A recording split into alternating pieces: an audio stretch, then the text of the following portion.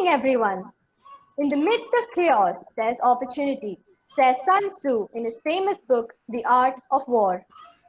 Not trying to oversimplify the ongoing crisis, but let's get real and make use of the best that's available for us.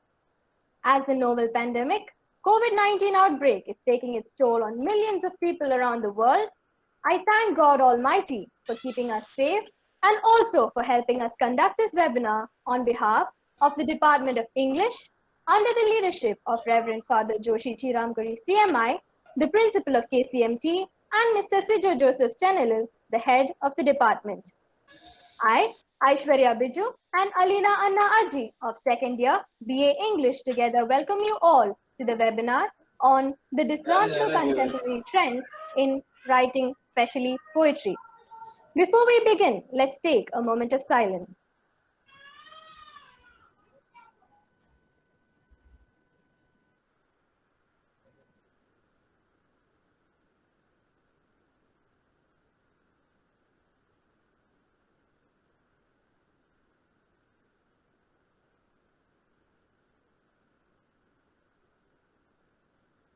I request the participants to take note of a few guidelines for the smooth conduct of the webinar. I request the participants to mute the audio to avoid any kind of disturbances. I also request the participants not to post anything in the chat box unless you have a question to raise. All the questions that are intended for the Q&A session are to be posted in the chat box. A feedback form will be posted in the chat box at the end of the webinar where an e-certificate will be mailed to you upon its completion. Now, I invite Ms. Sanooja Theresa Shalet of third year BA English for the welcome speech. Good evening to the honorable dignitaries and distinguished participants present in this webinar. I'm truly honored to welcome all of you who are the part and parcel of this webinar. Firstly, our dear principal in his absence, Reverend Father Joshi Chiramkari CMI, who, with his astounding supervisory skills, is rightly the strength of this institution. Honorable Dr. Molly Joseph, retired professor at FISAT and former head of English department at St. Xavier's College for Women, Aluva, is our resource person for this beautiful evening. Today's webinar on the discernible contemporary trends in writing, especially poetry, would shed light and help us understand the various modern trends in writing focusing on the world of poetry. Our HOD will enlighten us further of Dr. Molly Joseph's excellence in academics and her contribution to the literary arena. We are extremely grateful for your valuable time that we get to share with you. I welcome you, ma'am, to this webinar and wish you all the very best. Thank you. Cijo Joseph Chennelil, head of the English department, is an individual who, with his exceptional guidance and knowledge, helps us as well as our department to reach successful heights. I welcome you, sir, to this webinar. And our sincere appreciation and gratitude to Mrs. Sheena Susan Baby, who generously helped us in making this event became a reality. I am also elated to welcome all the teachers of our department.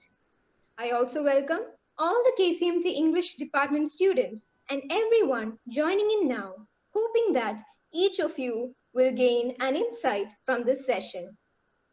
I welcome all of you once again, and I hope you all will have a worthwhile session. Thank you.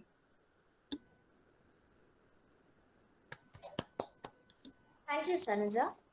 Mr. Cijo Joseph Chennelil, head and heart of the English department, whose faith and motivation always helps us to be better. Now, I invite Cijo sir to introduce our speaker. Respected Father Principal, for the Reverend Father Joshi Chiramkari CMI, yes, send his good wishes for the success of this particular program. And also the resource person, I will not say Molly Joseph, I will say Molly Ji, because I am very familiar with that kind of expression only. So, all the department teachers, Sheena, Susan Baby, Nishati, Missy Benoy, and all other teachers who have joined. I needed to appreciate all of you for your presence over here. Actually, when I just asked Molaji to give to be the resource person of this webinar, she has she said sure. There actually no kind of hesitation, deviation, or repetition.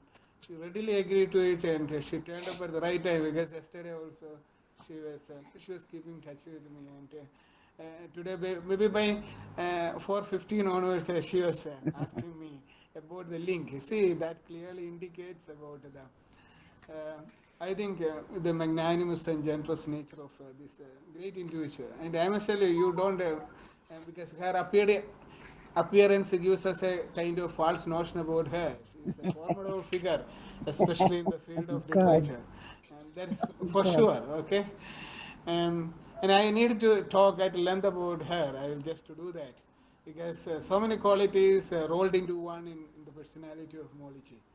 Um, uh, Dr. Molly Joseph, a prominent poet and literary inclined or literature inclined personality, is renowned for her unique poetry style. That is, I needed to emphasize that. I think you needed to go through her poems. They are not written in the usual style, but especially in a unique tone and tenor, and also the lining, the structure. Those things, I mean, especially the structure is very peculiar, very strange, but ideas are clear cut, very obvious, very straightforward. And liberal views. She holds a certain liberal views. I can understand that, but I'm not going to elaborate upon that, because through her comments I do understand that very clearly and very obviously. And also frank attitude, very frank and open attitude towards many things, and down to earth mentality. Although she has attained so much fame in terms of her life, in terms of her literary career, she has done. She maintains that kind of down to earth mentality. And dexterity in delineating poems of top class trait. In her poems, I have gone through many of her poems, and I have carried out a critical analysis of those poems. And I need to tell you, those are fantastic, marvelous poems, outstanding poems that always she delineates. Then warm-hearted approach to teaching learning process. Basically, she is a teacher, and after her retirement also, she would like to rush into the teaching field, because whenever she gets an opportunity, and I have just listened to many of her interviews, very calm, quiet, composed, collected, measured way of delivering things, and she says everything in a matter of fact manner, which I like a lot. And secular and humane world view, that is very important for a writer a writer should have secular and also humane worldview. Then only that writer can climb up the ladder of success, true ladder of success. Then holistic approach towards life. Means that is an egalitarian approach, that eclectic approach towards life that she does have. I mean, whatever she wants to say, she says it in a very frank and open way. That kind of open-heartedness only we lack in today's world, and that we need to have as poets and literary figures and so on and so forth. She does have a galore in her. Universal vision. She does have that kind of, she transcends above all boundaries, barriers, and constraints concerning a human life.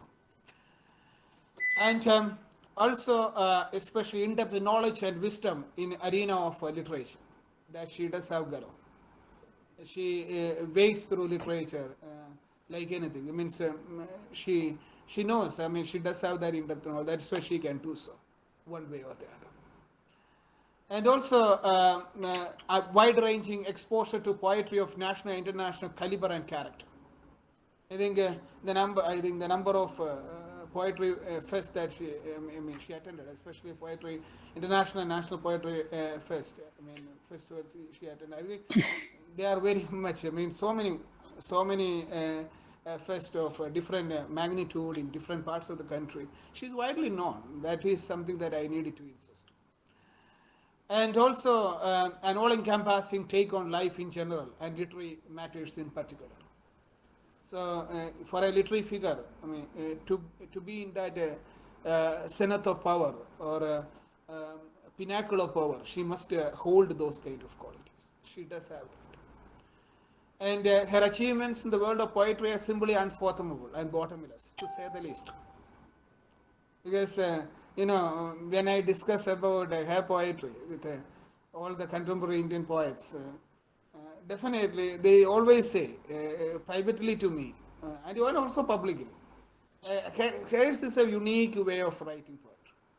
I have never come across that kind of style of writing poetry and that kind of powerful expression in the poetic works of many poets from across India and from around the world. And that's why I appreciate for that kind of poetry, because it's very simple, straightforward, very powerful, I think, very forceful, and at the same time, it's very humane. I think maybe egalitarian, eclectic, and down to earth, and so on and so forth.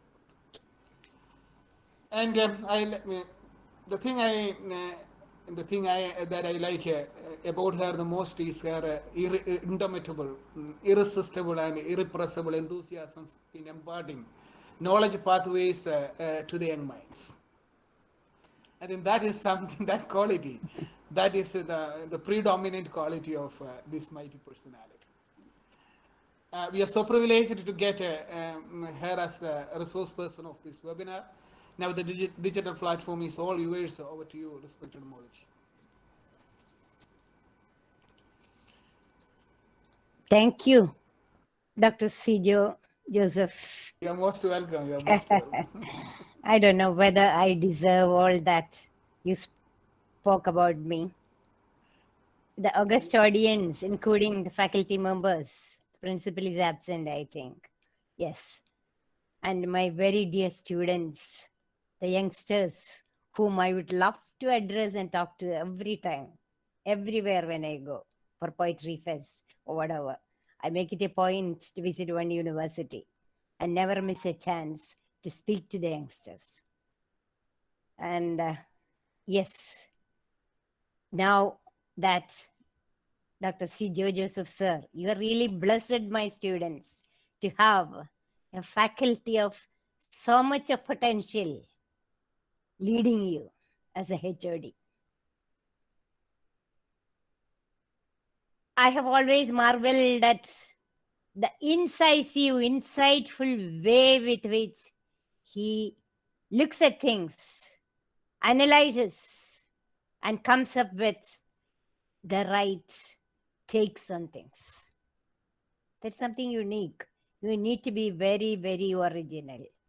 I mean, it should come from a soul that is free. I mean, freedom in the true sense, I would say. And I am thankful to say that 2 of my books, sir was kind enough to go through each and every poem and come with a kind of a class review, very analytical, insightful, which I cherish as something very close to my heart. What best can you expect when you come across a reader who reads you like an open book? So thank you, Cijo, sir, once again for your... Thank you so much. Thank you so much. I think before I start, let me try to share the screen so that there is a direction in which I can just go. Okay. Yes. Share the entire screen. Okay. 1 minute. I'll just call. He's working next room. I'll call him and then I start. Okay. Just bear with that. Okay.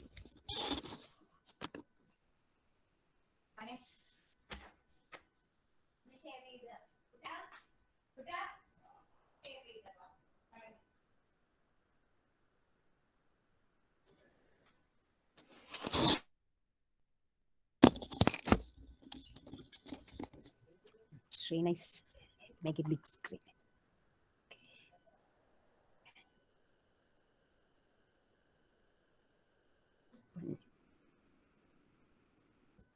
താഴേക്ക് scroll ചെയ്താൽ പോരെ. Okay.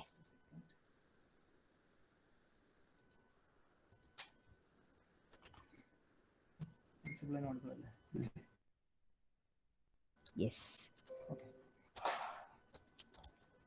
I hope it has come out clear there. Yes? Yes, of course, ma'am. Yes. Hello? Yes, it's clear. So let me start. Let me start with a quote by the very famous writer, Paulo Coelho. Yes, students, you know this writer?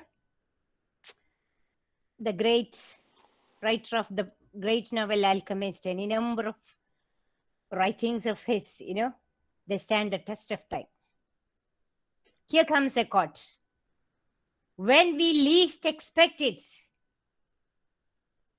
life sets us a challenge to test our courage and willingness to change.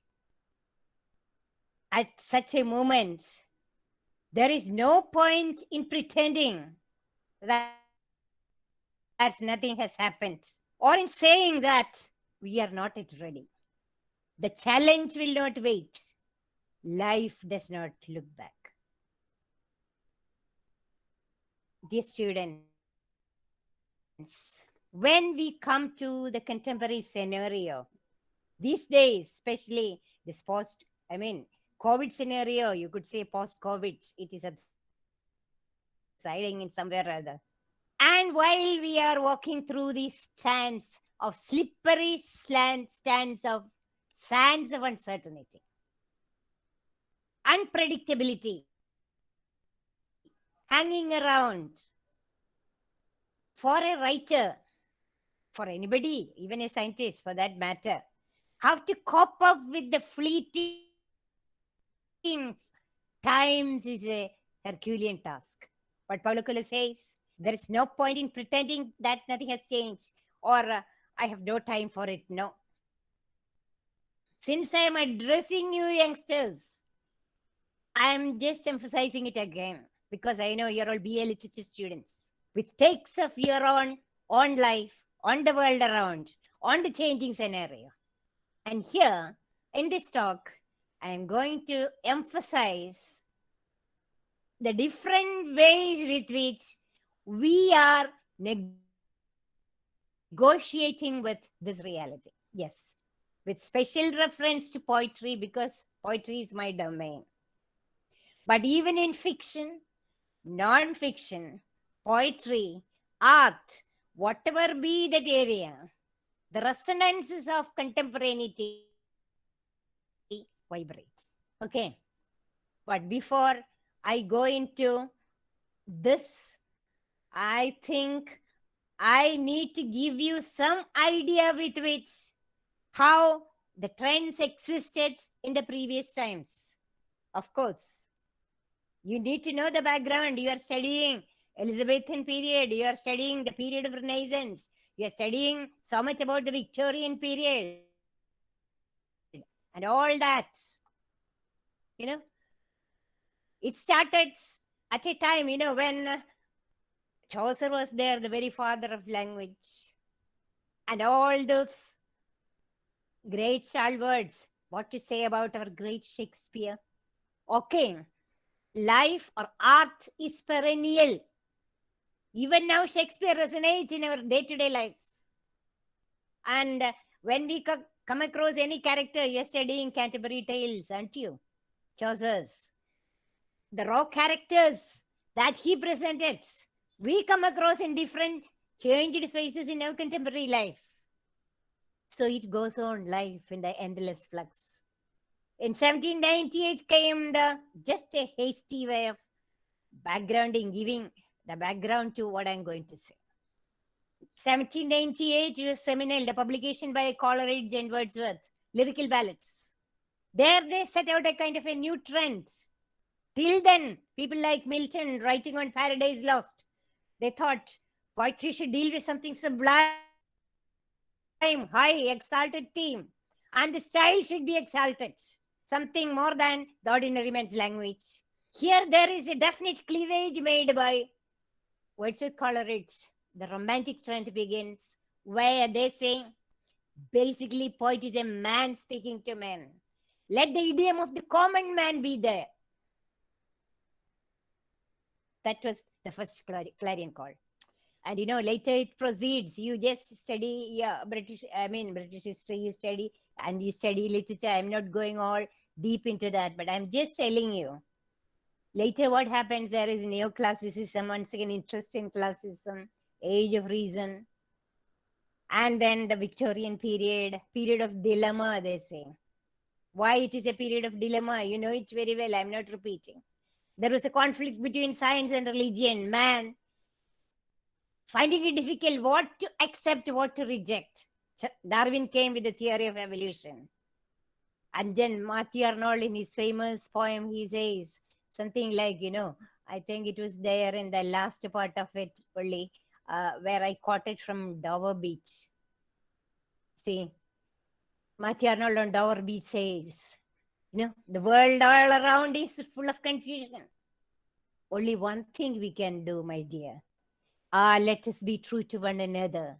For the world which seemed to lie before us like a land of dreams, so various, so beautiful, so new, hath really neither joy nor love, nor light, nor certitude, nor peace, or health or pain. And we live here as on a darkling plain, swept with confused alarms of struggle and plight, where ignorant armies clash by night. That was the Victorian period, mind you. But then comes, the wars do come, wars, especially First World War, Second World War.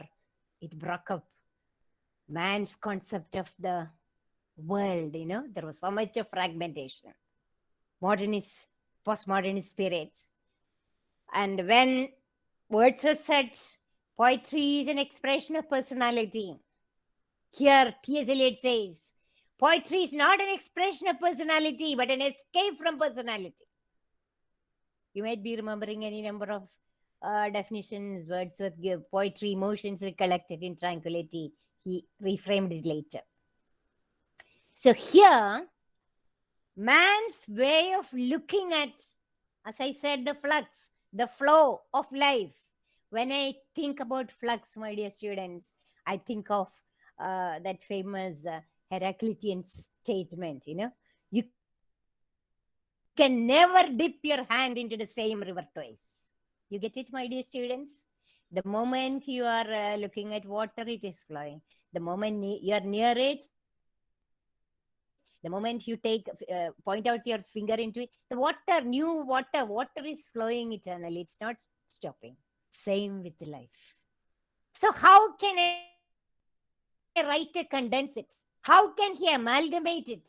That becomes the task of any writer, any artist, I would say, not to say literature alone, art, sculpture, everything, when you are trying to amalgamate or negotiate the reality.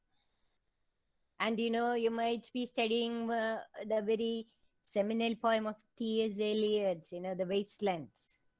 Some say it's a heap of broken images. And dear students, I was focusing in my research paper, my doctorate was on the post-war American literature, and especially the cusp period. What do you mean by cusp period? Those two periods join, one spilling over to the other, modernist, postmodernist phase. And there, when you look at T.S. Eliot's Wasteland, you say it's a modernist poem, 1960s, 70s, 80s. You say, oh God, this is sheer fragmentation. But somewhere the poet is trying to collect the fragments and put it together. Some effort is made. For example, there is that one-eyed Tiresias sitting near the river and speaking to himself. Here I collect the ruins to make it perfect. Somewhere Tiresias is like that universal eye, that omniscient eye. None other than, I believe, T.S. Eliot. Somehow out of these broken elements, this fragmentation, a kind of unity, modernist period, the poets are striving for. But then, The fragments of reality scattered around, they appeared as such. Look at this line, where the evening is stretched out against the sky like a patient teeth raised upon a table. How tangible the effect, no? The image, which in later days, you might say Srapon picked it up. You are studying so much about imagism also. At least in your glossary, you're supposed to know what is imagism. An image is an intellectual and emotional complex in an instant of time. What is the effort made by these poets of those times, like Ezra Pound? Condensed poetry became very important. You focus on certain images, and the images resonate in the reader. Instead of, no, I wandered lonely as a cloud, going into that kind of subjectivity. You are going into nature, into the world, or looking at it with that Zen-like freshness. That was what attracted me towards the poetics of this period. Where, you know, what Zen is, my dear students? Looking at things as something fresh and new. Look at a child's eye.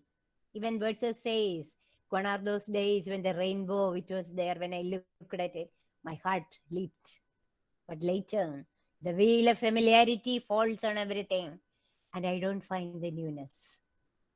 The childlike eye, when everything is kept raw and sacred, and the poet is not meddling with it, allowing it to exist in all its sanctity.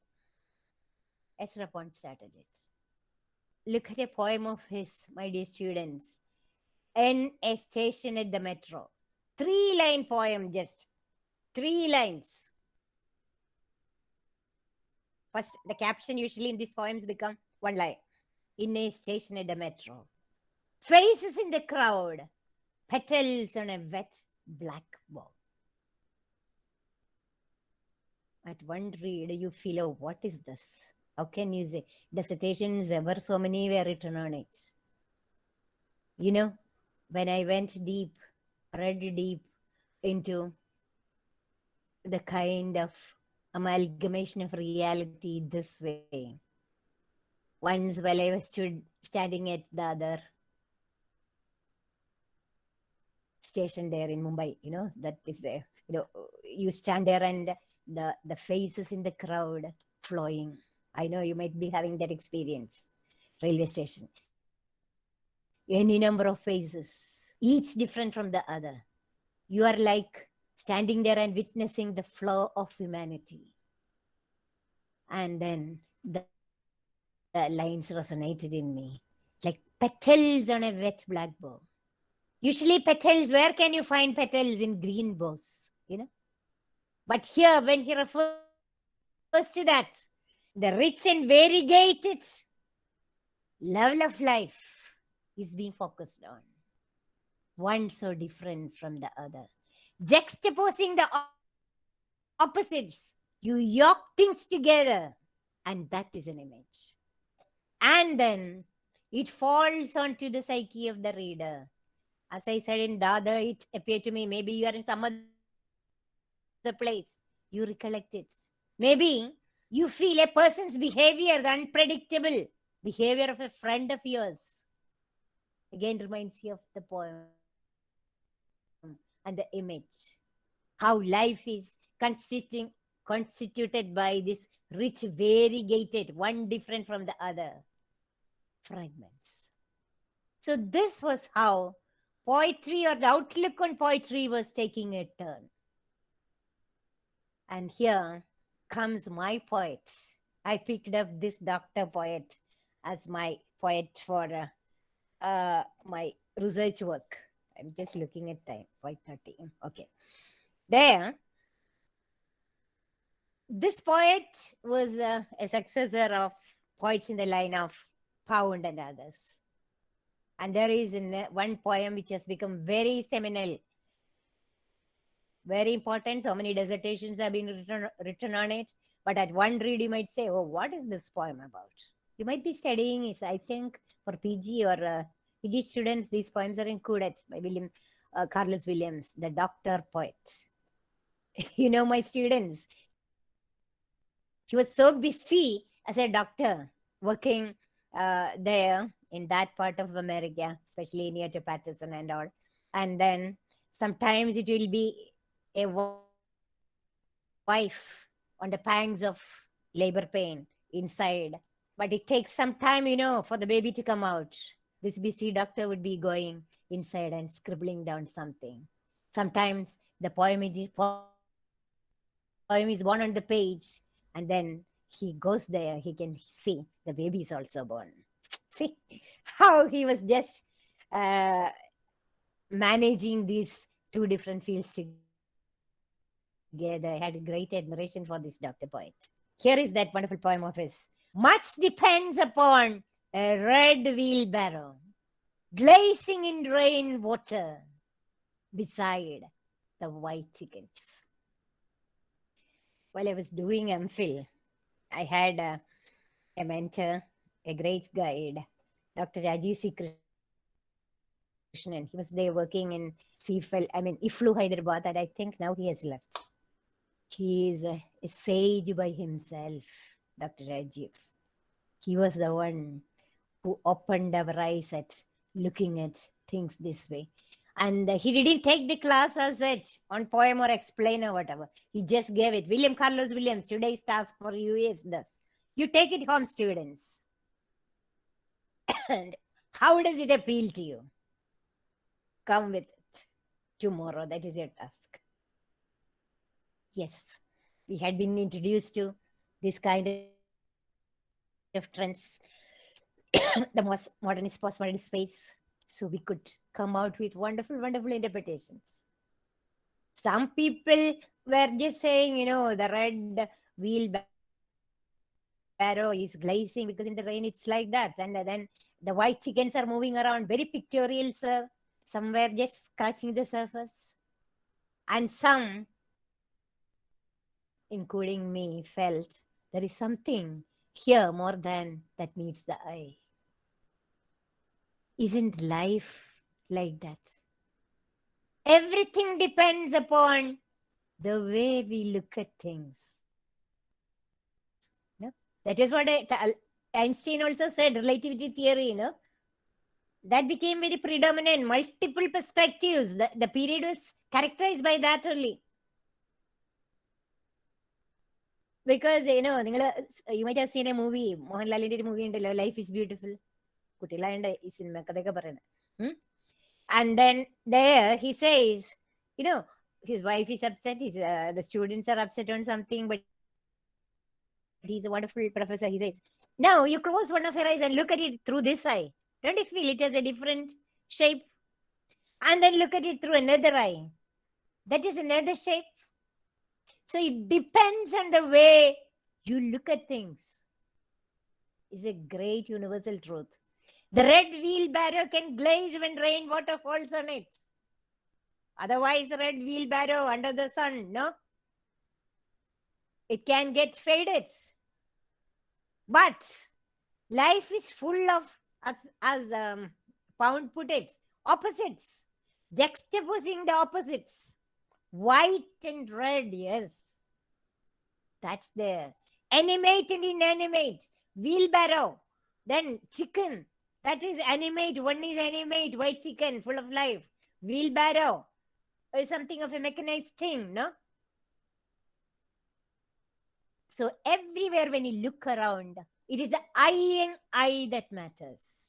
I think I am making it quite simple for you. This kind of way of looking at reality. And this I am referring to the 1960s, where my poet was there, 70s and all. Later matches happened. You cannot simply say, modernism, postmodernism, and then postmodernism comes. So it is better we avoid these jargons. Modernist period, postmodernist. It's like approximating the contemporary. Contemporary is the right word. That is why I made it very particularly. I made it like contemporary. That which is here and now. In America, there was a poetic tradition from Walt Whitman to Langston Hughes to Bob Dylan these days, Bob Dylan to Allen Ginsberg, Maya Angelou, Dennis Levertov, the successors who picked up the Hamilton group, Soulmates group, it extends. So, what I am telling you, I'm coming to the present now. I just wanted to give you some idea up to that level where we were just tracing the trajectory. The writers' way of amalgamating the reality varied with the varied times. Now, when we are in this post-COVID scenario, the term contemporary in writing, in fiction and all, it means something like approximating the what you called inconclusive, indefinable unpredictability. Sometimes I used to ask my PG students, can you tell me what is so characteristic of life? Asking, ma'am, what are you speaking about? What is special about life? Something that is making life itself something special. There is a kind of charming unpredictability, my positive way of looking at it. Suppose students, you know everything about what is going to happen tomorrow. And yes, tomorrow we have a test paper, and then that ma'am is coming and making us do it. Afterwards, I come home and I have the regular mundane. These days, youngsters are always complaining about the mundane. Life is a big boredom, ma'am, they say. I would tell them, it is the eyeing eye that matters. When you keep repeatedly say that, oh, what boring life, I think you need to re-examine yourself. Why you are having the same eye, same way of looking at life? Because every day, as I said, flux, it changes. And you can be a very happy person if you can see each day something new, opening up something new. Instead of simply sitting and clamoring and just clamoring for attention. Oh, what the life was so. I was teaching in an engineering college after my arts and science experience. Engineering students were highly talented, and just like you, arts and science students are also very sensitive about life. But engineering students are rather a little bit mechanical and tech savvy people. They would say, look, ma'am, oh, those 3 days, it is hopeless. We couldn't do much, ma'am. And even that vacation, it was not like we were planned that. This. I would tell them, shame on you. People with so much of caliber and sitting and saying, your dad is not taking you outside there or this thing. When I travel, I come across any number of youngsters in different countries.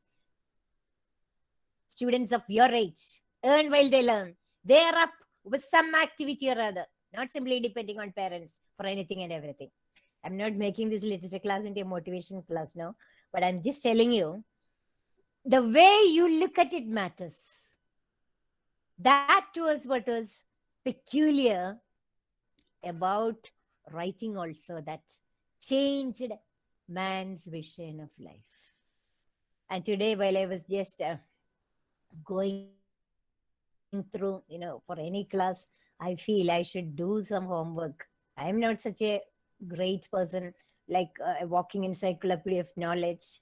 And when compared to your professor, Cijo sir, when he talks on diaspora and all those things, the rich culture as such, which has got different veins, how he dwells deep into it, I marvel at it. I am basically a creative writer, sensitively looking at life. I mean, the counters of life as they appear in front of me. And for any writer, you have to be one way or other like that, gathering experience, observing the world, and that too in a way of your own. So many people say, even your suggestor said, my way of writing is different. Maybe my way of looking at things or looking at arranging, writing is like a choice selection of words. I was carried away by the thought that to condense this world around, you need to develop, just like Walt Whitman started, you should develop an idiom of your own to make yourself in consonance with the changing scenario around. See, this information packed digital world, I know time is priceless. For you, time is money. Time is everything. The historical mainstream of poetry has been leveraged to suit the times. The post-war era that stretched from 1945 to 1980 reaches up to the contemporary times. What is peculiar about these days? You already know it. Media plays a great role in self-publishing. I belong to a generation when, even when I was at college or at school, I had a penchant for writing. But so many things he wrote and tore it and kept it in the wastebasket. My father was a teacher. He would just ask me. He knew that penchant I had for writing. He was an English teacher, retired Air Force man, turned into a high school headmaster. He fed us on books. And by 9th standard or 10th standard, my brother is also a professor, a very reputed professor, Dr. Mathew, who retired from Maharajas College, even now at work. We were reading books like Thomas Hardy's novels, especially. Children, we were naturally interested in fiction. These days, you read Chetan Bhagat, Aravind Adiga, all those people like that. For us, it was like Thomas Hardy, the Woodlanders, Thomas Hardy, the tests, all those. To read Thomas Hardy, it's not that easy. The words he makes use of.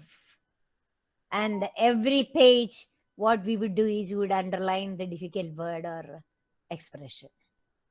I usually said it so many times to my students. Later for their PG, sometimes they would be taking up some things like this. And I suggested, why couldn't you work on that period that Thomas Hardy wrote? No?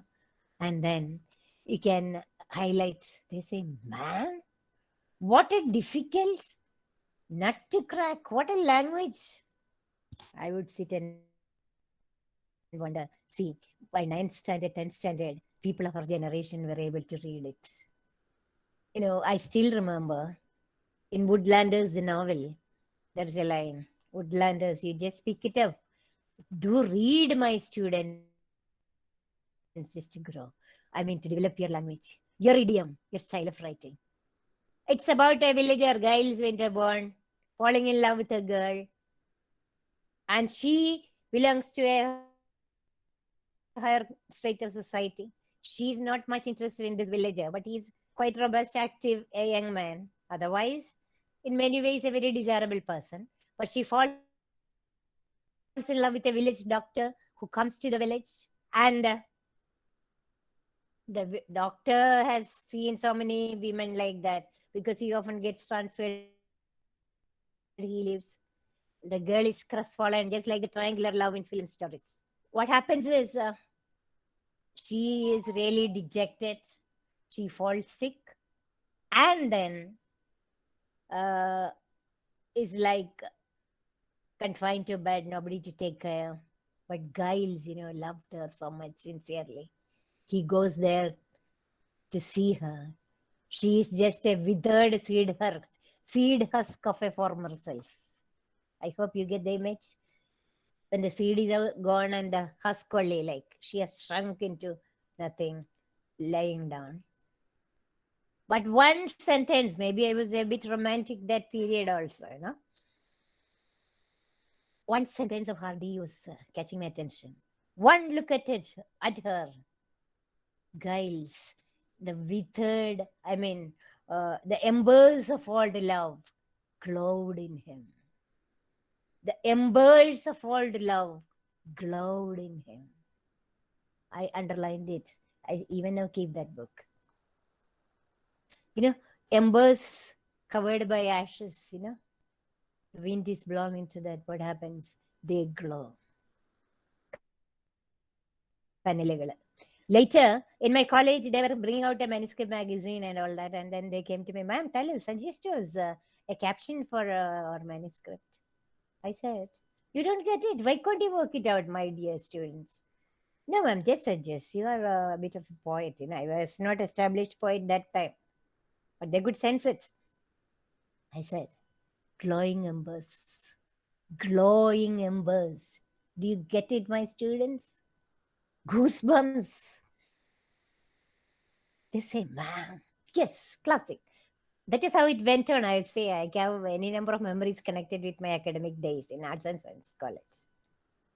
So what I'm telling you is, that was the time. In our period, it was difficult to get published, get visible like that. But we grew up that way. Always improving upon ourselves. Reading more, knowing more, absorbing more. These days, you're lucky, my dear students.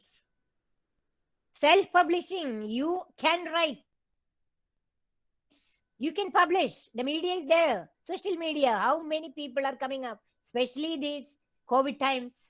They are coming up with any number of experiments, different styles of writing. Internet broke up geographical linguistic boundaries. Yes. Geographical linguistic boundaries breaking up between poets these days. Any number of poets means multilingual. Because these days culture has acquired a new dimension. It's not the Indian culture, Egyptian culture alone. It has indigenous quality. But you are coming together to know each other. That is the great use of media. People make great outcry against media, but I would say, you look at it, there are positive sides about everything. As I said, it's the eyeing eye that matters. You look at it, this angle, wonderful it is. Life, everything. Especially with COVID-19, you have multilingual translations. These are days of translations, transcreations, exploring identity. And in diction, I would say, in poetry, there is more of experimental poetry. Yes, I got a kind of Galaxy Award for experimental poetry. Maybe, as I told you, I was developing a kind of thinking that to assimilate the reality around me, I had to evolve a style of my own. Not that I'm against rhyme, rhythm, meter, anything. You can have unorthodox way of, not the conventional way of putting things together. You can use the space and the pause, even the punctuation with a kind of meaning. After all, as I told you, in this changing scenario, time is precious. What you need is condensed thought and expression. Tangible, something fresh and new, which when the writer puts it in front of you, you can unveil layers of meaning. And you can be free with the alignment part of it, the typology part of it. Experimental poets mainly termed themselves as language poets, trying to amalgamate space, pause, indefinable dimensions of period, full stop. And there were other group, even now there is other group existing, status quo poets. They do embrace the present in their own way. There is nothing like saying, oh, it should be experimental poetry every time. No, wonderful poetry exists in the orthodox way also, with rhyme, rhythm, meter.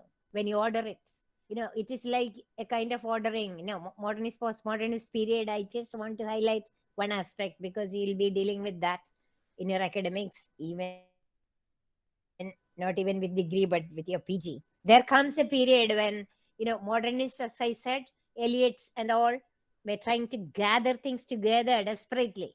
Postmodernism, there is a kind of dancing disarray. Things are getting out of your control, and you are just allowing it like that on the page. So, in the postmodernist kind of writing, there is a mixing up of genres, different kind. Prose becomes poetry, that spills over to these days also. Space is also, it's not linear. The temporal and spatial merge together. So likewise, in poetry also, there were status quo poets. But certain poets like, what do you say, contemporary poets, they do mix up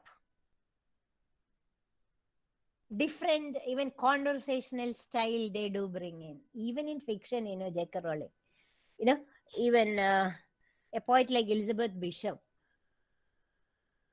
who do these kind of gymnastics with their writing, where mixing up what you call the linearity with spatiality, like that. When you read a contemporary piece of fiction, sometimes you will feel it's all stream of consciousness.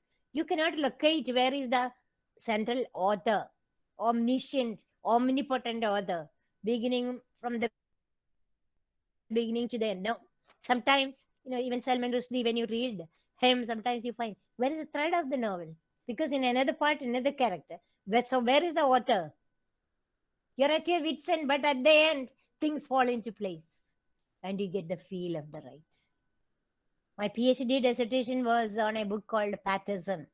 William Carlos Williams wrote. You would wonder, my dear students. Part of it is prose, part of it is poetry, part of it is a grocery bill, part of it is a piece of journal.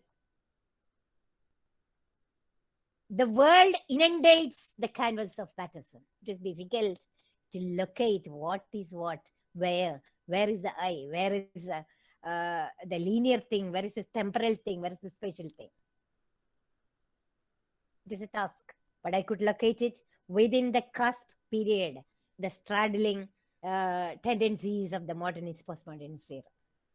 Now that postmodernist era is fast gone. Now we are reaching up to post scenario, but the same thing do precipitate. For example, the mixing up of genres and the multiple ways of interpretation. Like you are studying theory, it's like saying the reader is becoming a poet. Historical mainstream is brought with a conversational tone, engaging the reader. The options of free words is put to full use. And since you are all youngsters, I am putting you to this Rupi Kaur. Who is she? She's a Canadian Indian. She lives in Canada. What does she say? Just like you, they started. You people also do write, I know. Otherwise, you won't be literature people. Maybe you're hiding it in your diary. It's like a journal, whatever. But mind you, keep on writing, keep on reading. Because there is no limit to an ambitious writer. My dad is a truck driver. No one in our social circle knew anywhere in any industry that might have been able to give me advice on how or where to get my work seen. She got into Instagram. See? And now what is her position? You can say. You check the website Vogue. Picks up young poets, 6 young poets around the world. 21-year-old Rupi Kaur, Canadian Punjabi. First book, Milk and Honey, bestseller of New York Times, outsold Homer's Odyssey. Second, Sun and the Flowers. So this is what is happening in your period. You are the lucky ones, I would say. Pat yourself. You're happy to live in a world. You say COVID is devastating. Don't be negative about things. These are the possibilities and the potentialities of the day that is yawning before you. That is opening before you. Not yawning. Yawning is a negative term. Performance poetry, poetry getting open-ended. Poetry or any piece of writing, a piece of novel also, It's not, there is nothing like closure. It is opening. You can enter. You can complete it. Just like a movie once that happened, in Malayalam, Hari Krishnan. The movie had different ends. One Hari marrying the girl, another Krishnan marrying. It's up to you to work it out, open-ended. And now, again, another thing, performance poetry, mixing and exploring visual poetry.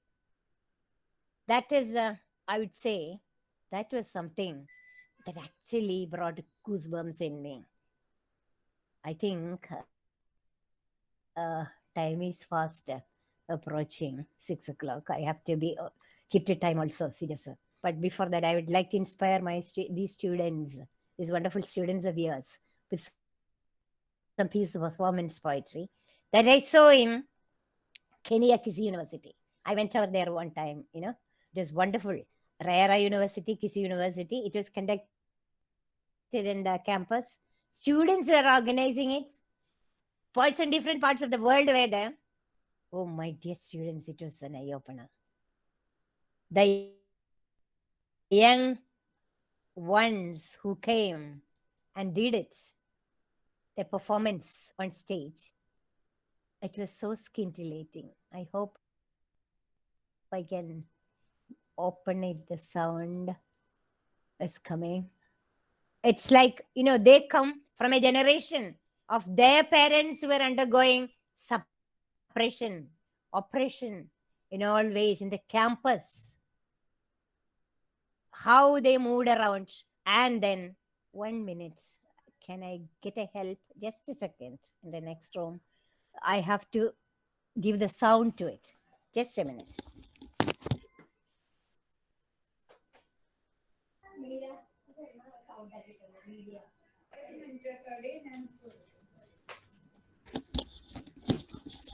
I have to get it sound. ഉണക്കണം video കുട്ടൻ ചെയ്യണ്ടായിരുന്നില്ല അതെ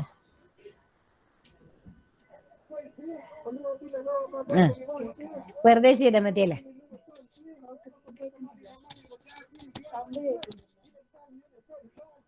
ഒരെണ്ണം കൂടെ ഉണ്ട് കേട്ടോ പോലെ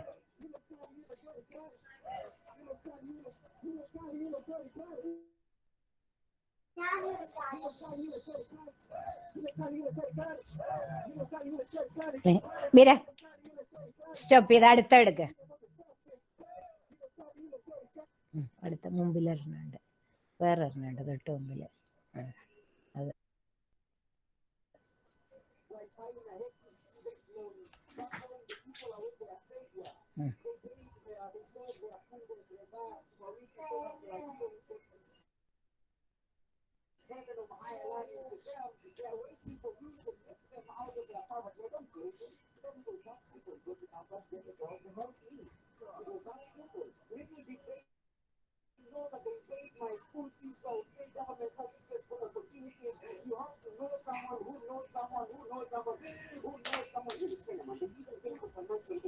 നിങ്ങൾ ക്ലോസ് ചെയ്യും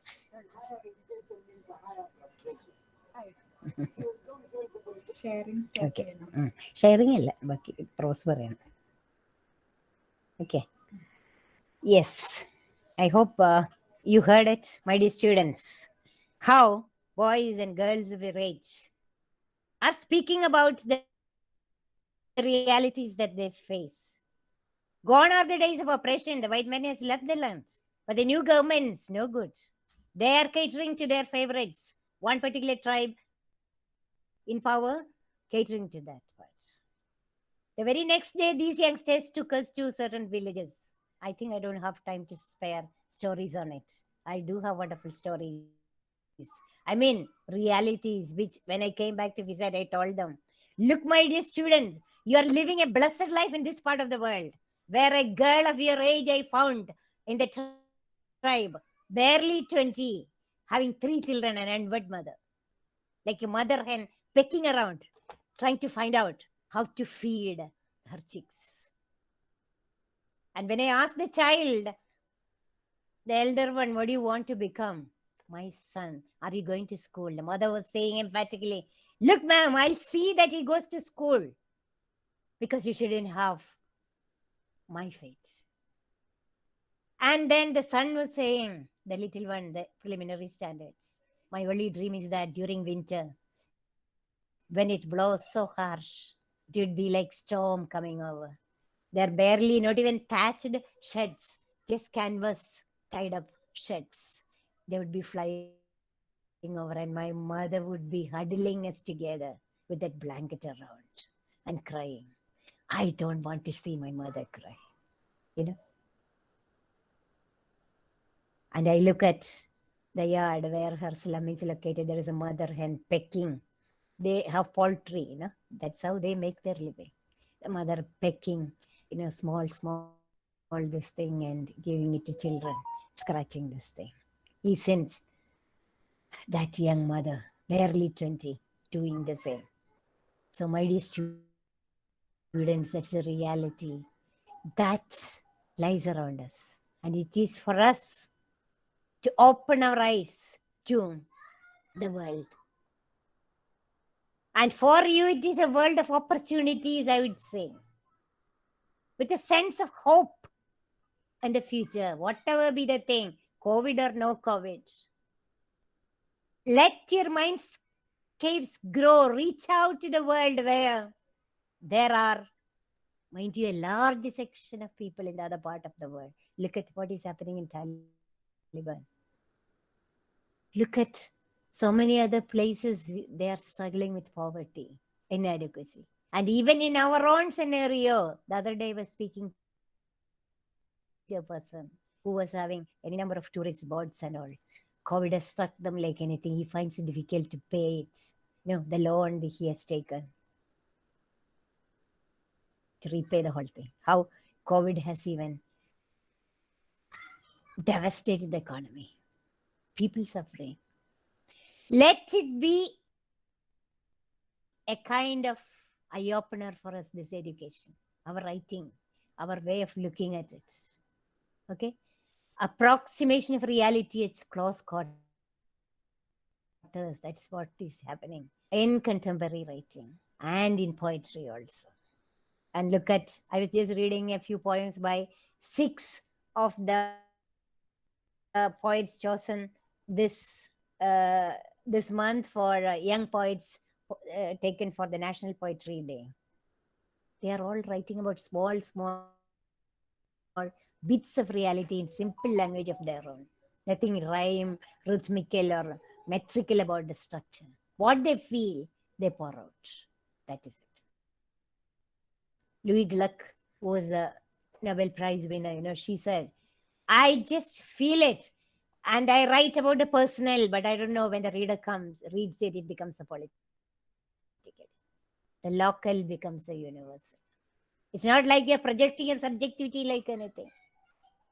In my Facebook, I have written one line only. I'm sharing with the world my bird's eye view of the world, my piece of the sky.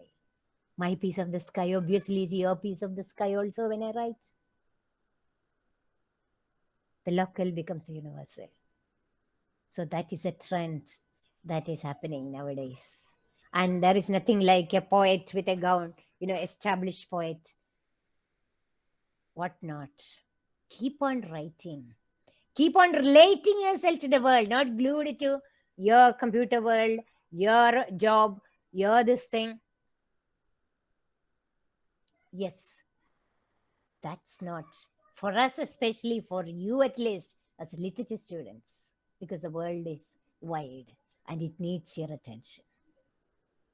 I think I needed to talk much. I would wax eloquent on so many other things, but I had to condense it because I have to keep to time. It's getting to be 6 o'clock. And I wish I could hear some of you so that we can have a few minutes of interaction. I stop the screen sharing. And maybe I can see you, some of you, coming up with your responses to what I said so far. I hope you can see me. Yes? You can hear me also? Yes, ma'am. Isn't it time? Yeah. Yeah, of course. So I want to see you all. Yes. Please. A few students Please can pose do. questions. Okay, please do so. You can So, pose questions. The thing is, my PC has no this thing, typing thing. So if one of you can read out the question, that will be easy for me. Ma'am, thank you so much, The ma'am. chat box, let Now me see. we are now we are moving on to the Q&A session.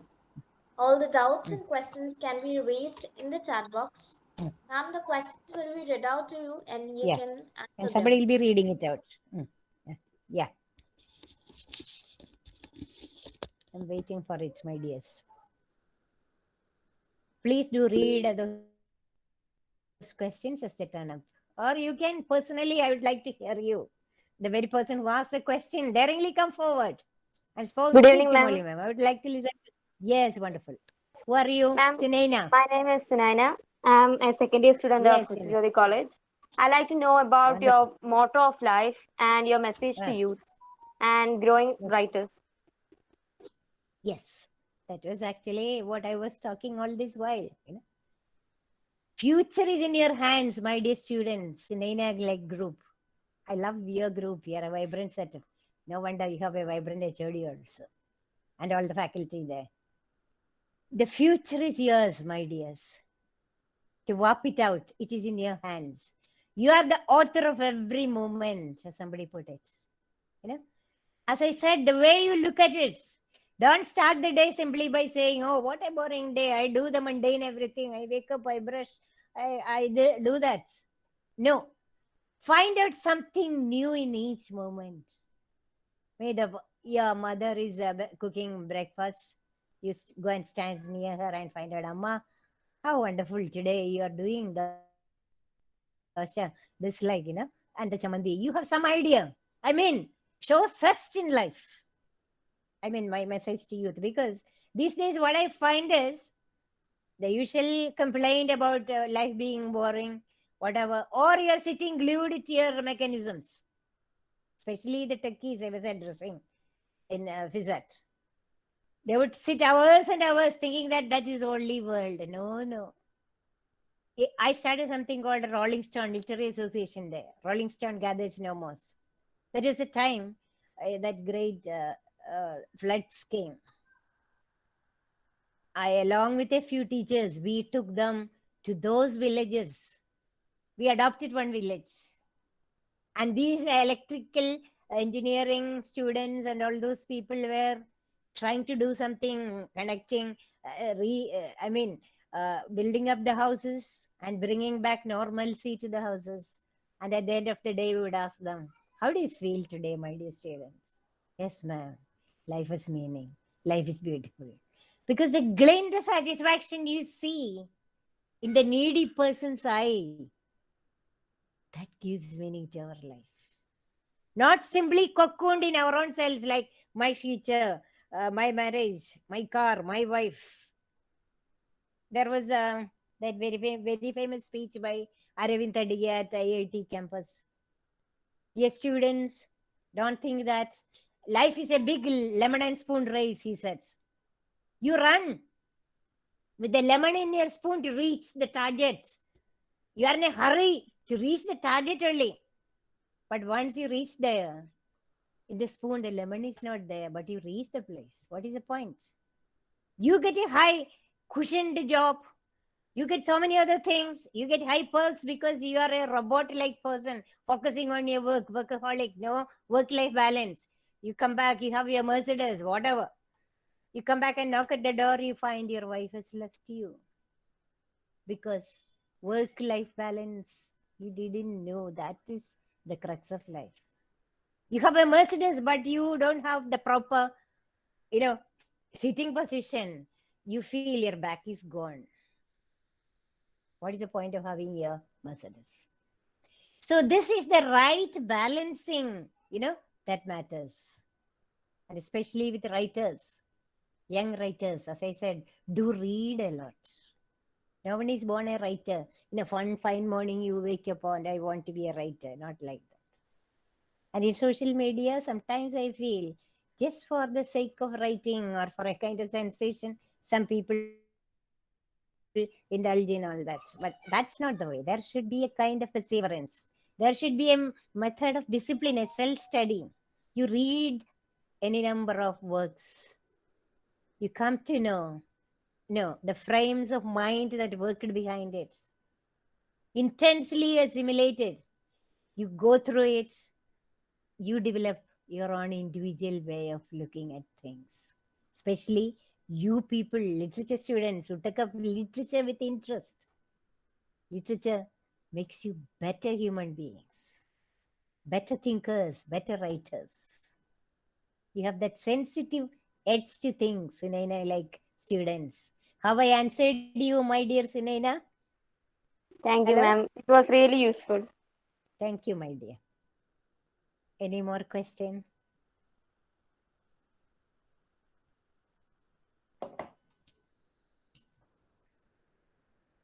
Hi, ma'am. Am I audible?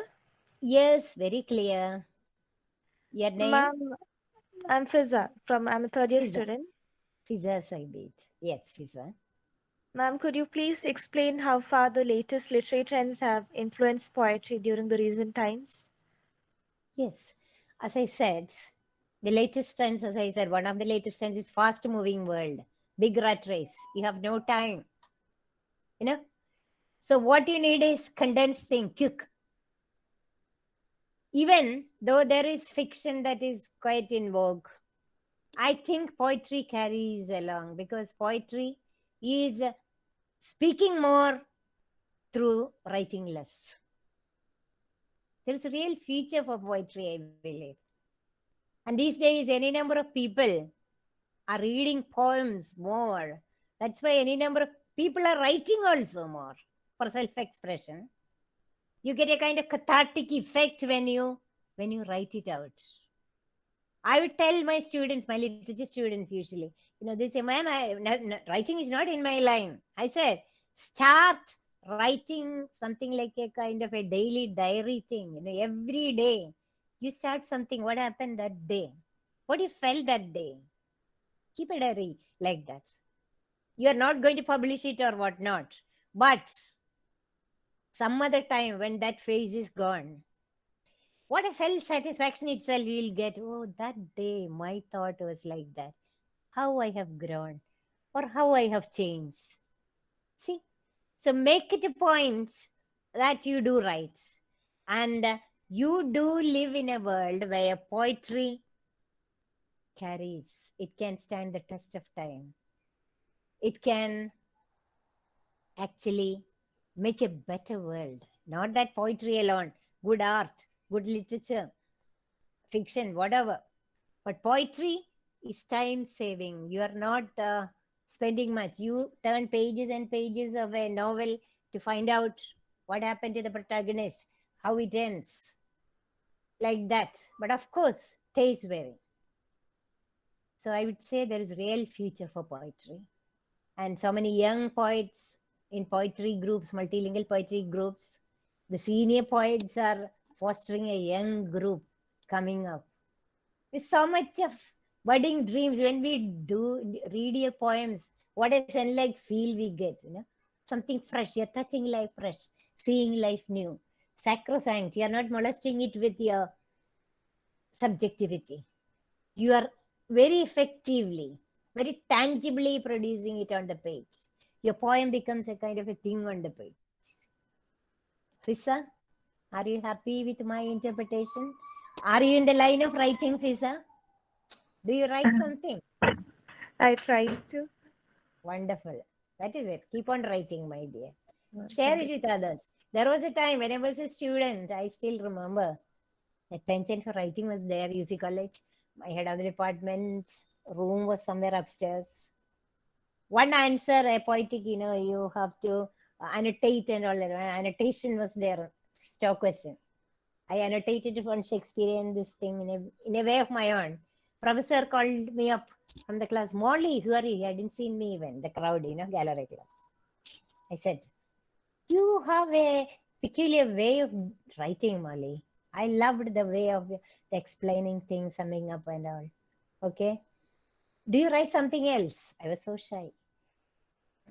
I couldn't answer because the whole group, I was such a tiny thought of a girl. So many boys always calling Molly, Molly, like that. They would be calling me names behind the back. But then I felt here is somebody who has recognized something in me. So I still remember with trepidation. The noon interval time I went outside. Sir was inside in his cabin, peeped in. And I was with real, what do you call, tension.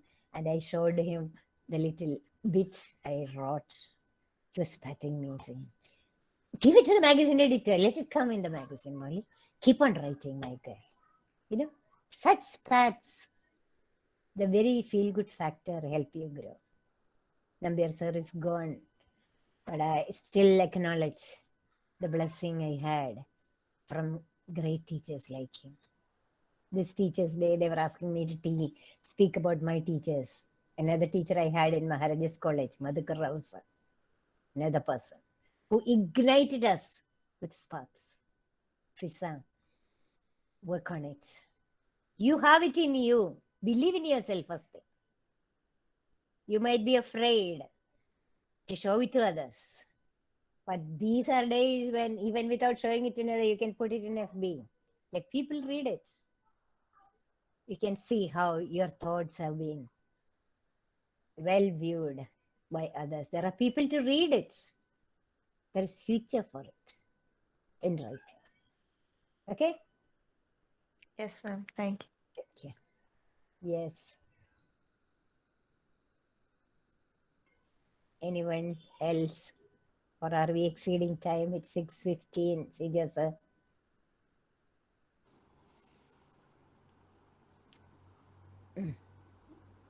Yes, go ahead with okay, thank you very much, Madam Ji.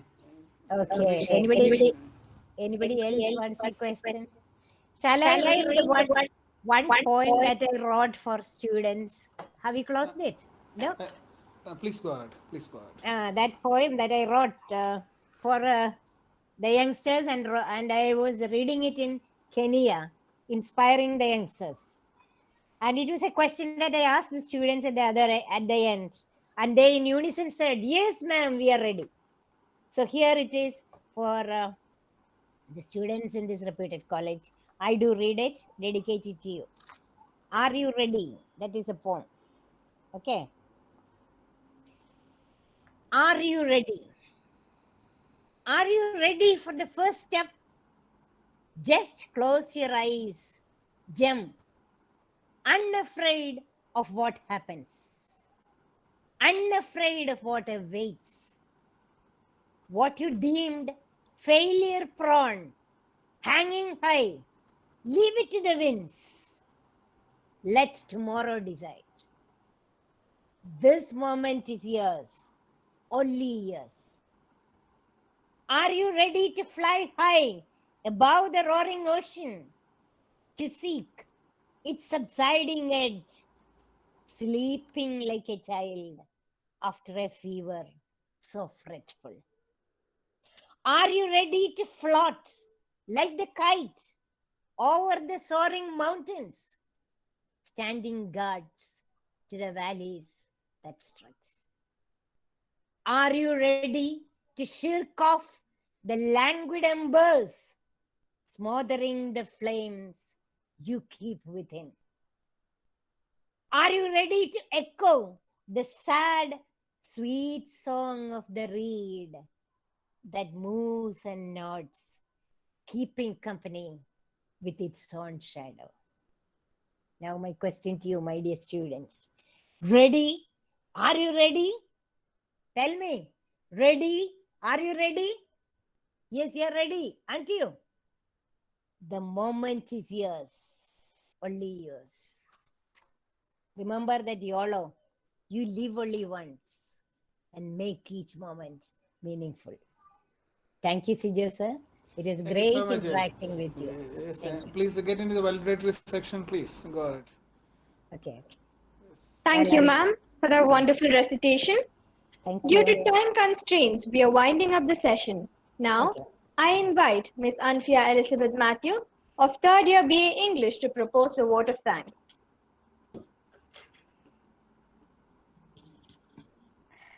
Good evening, everyone.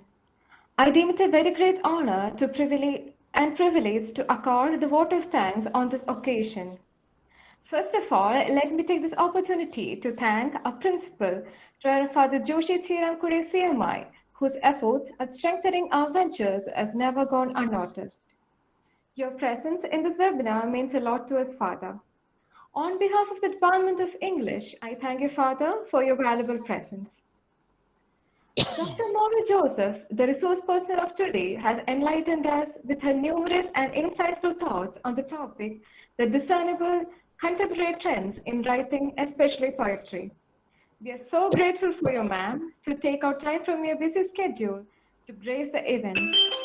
On Thank behalf you.